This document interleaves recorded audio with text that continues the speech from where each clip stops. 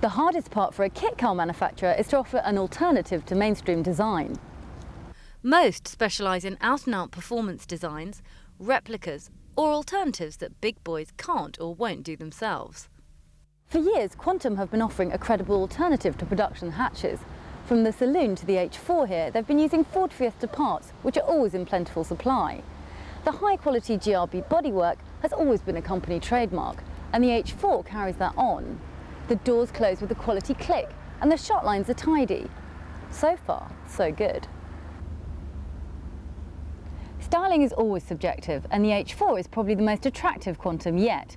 The back is undoubtedly neat using Fiesta lights, and the clever covers disguise the donut headlamps. Inside the H4, I think you'll be pleasantly surprised. The dash that's borrowed from the Ford Fiesta may not be high-tech, but it is practical. The seats are very tastefully covered to match the panels, and they're also very comfortable to sit in. There's also plenty of room at the back on the little bench for luggage, but the real trick is up here. Having unclipped these hooks, you then just turn this, which gives you a sunroof, or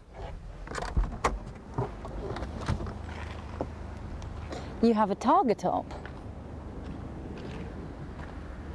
with a roof that slips easily into the boot. But my personal favourite is the complete convertible.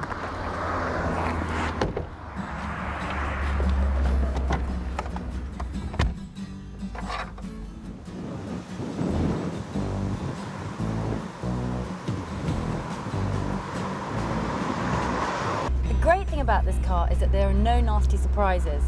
It's nippy, it's like driving a little Ford Fiesta hatchback. Everything is where you'd expect it to be in a Fiesta. The dash is very clearly laid out, everything's easy to use, very comfortable clutch, gear stick, and it's actually very enjoyable to drive.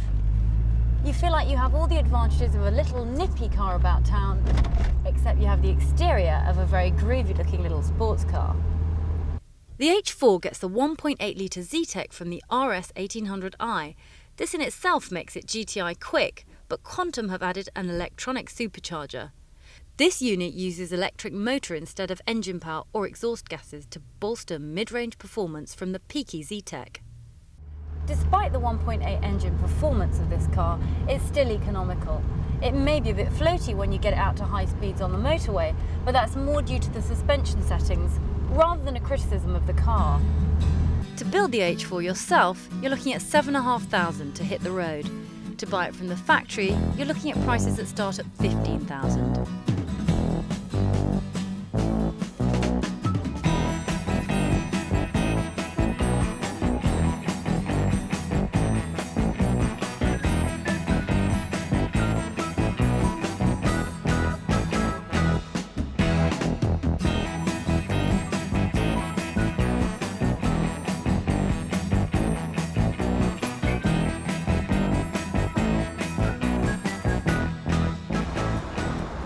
All in all, I think this is a great little car, and compared to other little sports cars like MGs, I think you can't beat this car for individuality and style.